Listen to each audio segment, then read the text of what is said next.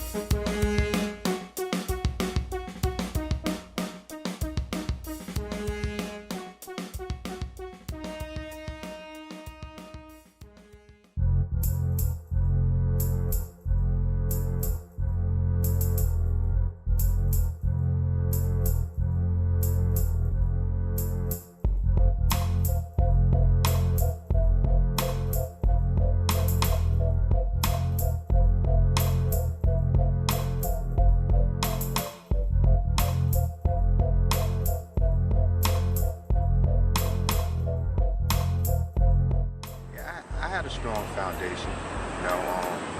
The community was tight.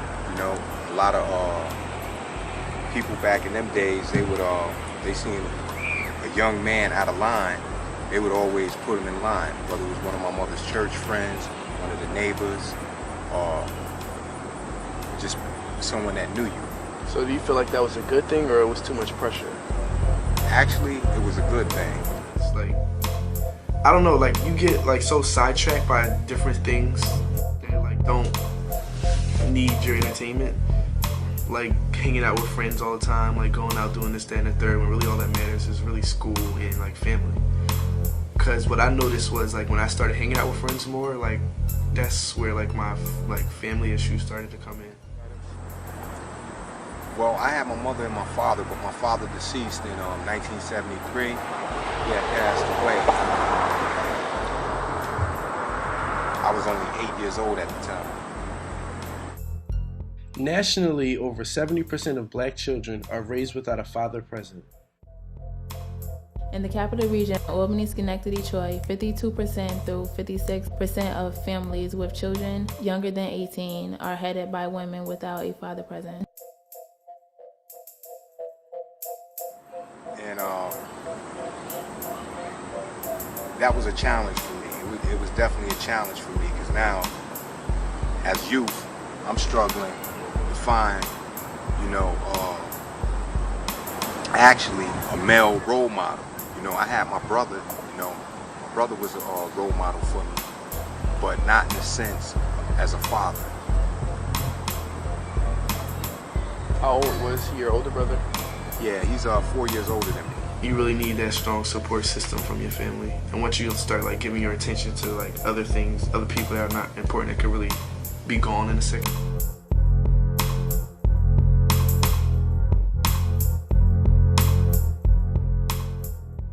I grew up around a bunch of girls. I got mostly everybody in my family is girls. I'm the youngest and I'm a boy. And I more or less was doing a lot of crazy stuff to keep people up off my sisters. You dare to mess with Pop's sister. Because Pop gonna come get you. When was the first time you entered the prison system? First time I entered the prison system was in 1983. I was a graduate from Albany High. And I was working at Red Lobster at the time. And a friend of mine, he was gambling and lost all his money. So he asked me to loan him some money because he knew I worked. and he was a good friend, so I loaned him some of my money, and he lost it. Like it was like all my hard-earned money went right before my eyes. But later that night, he said that he wanted to do something, which was, commit a crime, and he asked me would I be down to go with him, and he didn't necessarily put it in them words, but he said he knew a spot where he could get some merchandise from and sell it, to get my money back, and would I get in the car with him. So I got in the car with him, and we went and did a burglary, and that was my first bid in 1983.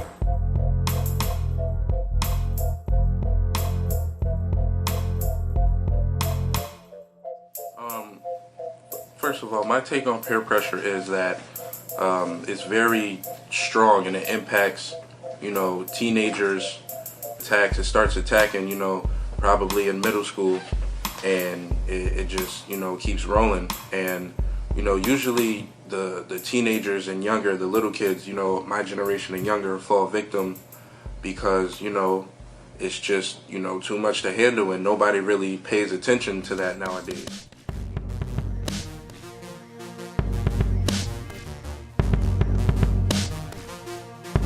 Following television because that's what they see that's going on. Like they want the lifestyle that other people that's living in. Everything on TV and everything that's said and spoken is the opposite. Doing wrong is right.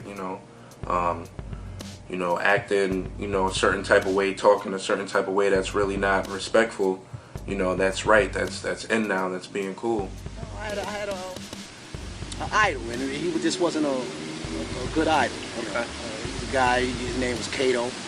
He was in Tomahawks, and I just liked that dude's style, where he walked. Every time I see him, he got 4 or 5 dudes around him, 4 or 5 women, they all clean, I was attracted to that, and that's what more or less got me into crime.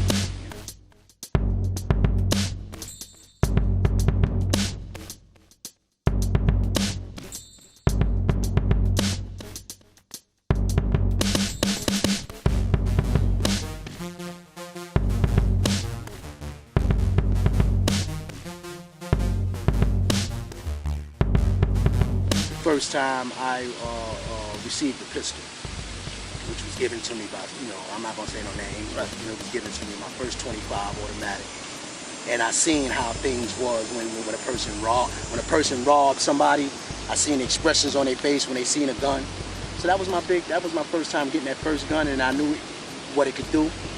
And I was off and running after that. In 2011, between January 1st and August 31st, there were 22 shootings in the city of Albany involving 23 victims and 1 fatality.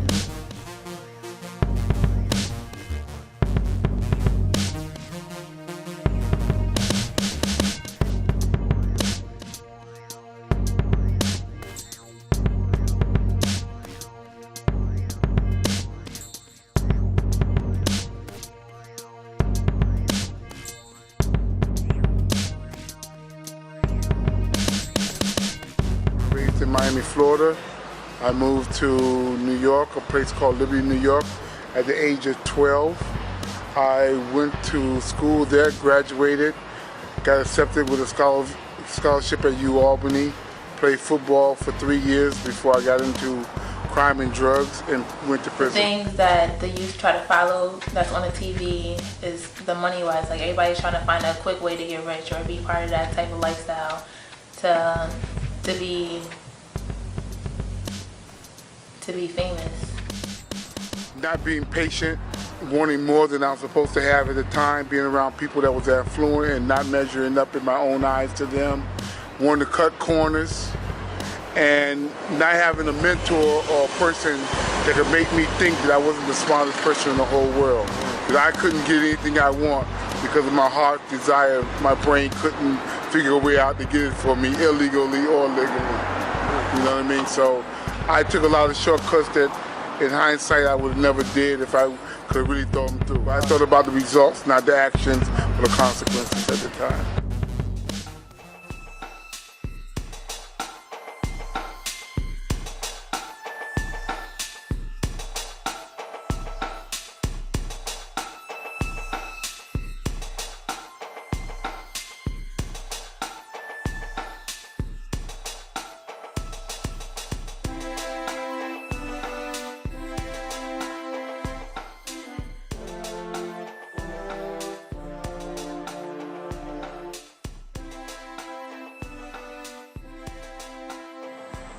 Trials and tribulations that I went through when I came home from being incarcerated.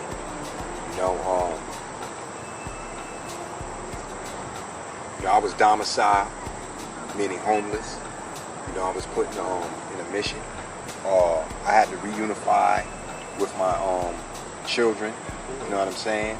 I went through various barriers, to try to excel through different programs. Going through that day with my family, they don't even know me.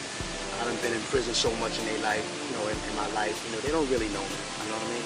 They don't really know me, I done been in prison so long, and I'm coming out still, trying to get to know them, and it's hard, a lot of things that, even when I speak about certain things, and even though I'm right, and they know I'm right, they'll throw that in my, how you know? Spend mostly more than half your life in prison, how the hell you want to tell me something? I've been surviving doing this all these years. How you going to tell me what I feel is right? I've been doing it this long when you was in prison. So they don't really want to, like, whatever you say, they don't even want to look at it. My son, he don't even want to talk to me. He don't want to have nothing to do with me, because I wasn't even in his life, over 25 years. So. I spent over a decade in prison. It affected my family because they went in jail with me because of visits and supported me financially, spiritually, and mentally to get me through that. It affected me with an overall record and happen to live with a criminal record and people doing background searches every time I couldn't explain why a decade of my life is listed on the application, that I wasn't working or I wasn't visible during that decade. So it cost me a lot. My experience with looking for a job, I've been unemployed since October 1st of 2011, and it's not pretty. You can see by the scruff on my face that it's really taking a toll on me. Seeing that it's difficult for me, and I'm a high school student, it really got to be hard for inmates that just came out of jail.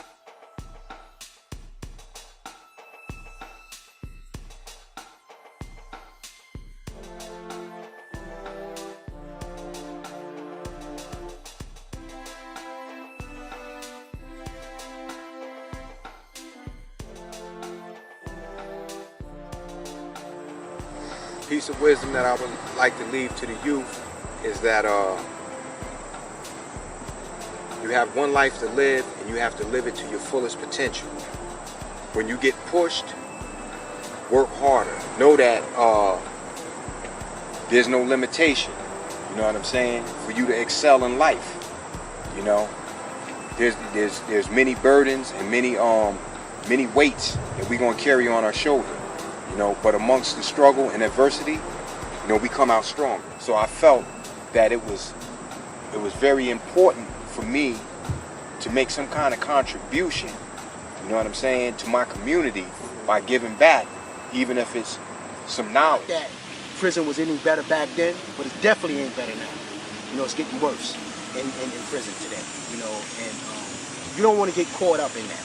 Because once you get caught up in it, it's so hard to get out of it. Your life is messed up. Once you get them felonies on your record, misdemeanors and all that,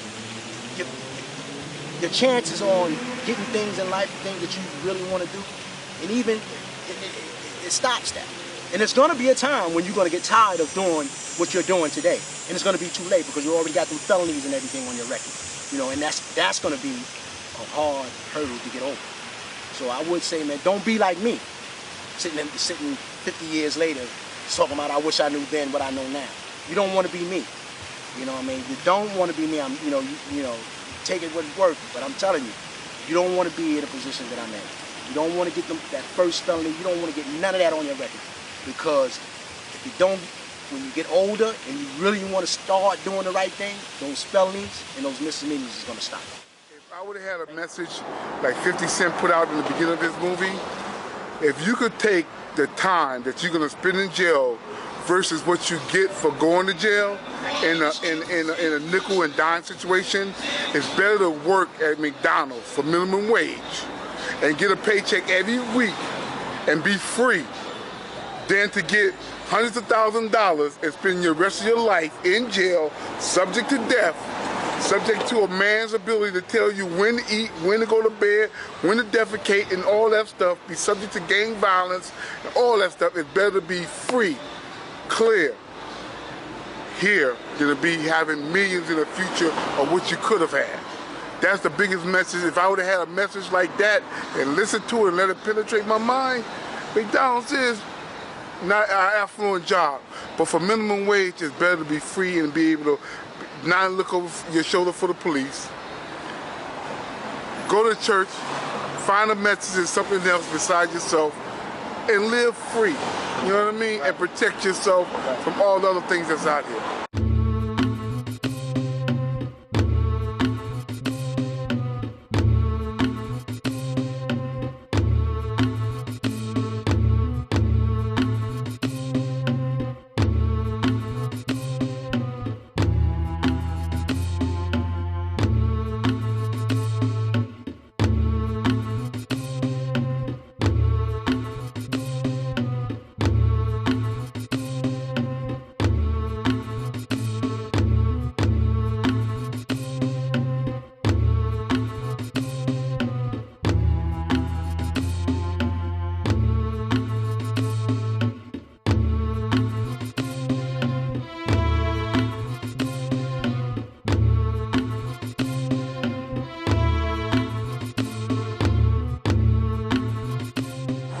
First business that a man has is with his family, you know, and if a man don't run the course with his family right, he's not going to be a good businessman,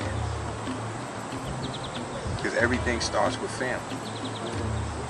This is why I chose this spot, because everything starts with family. Even when things get out of whack outside, you know, come back to family.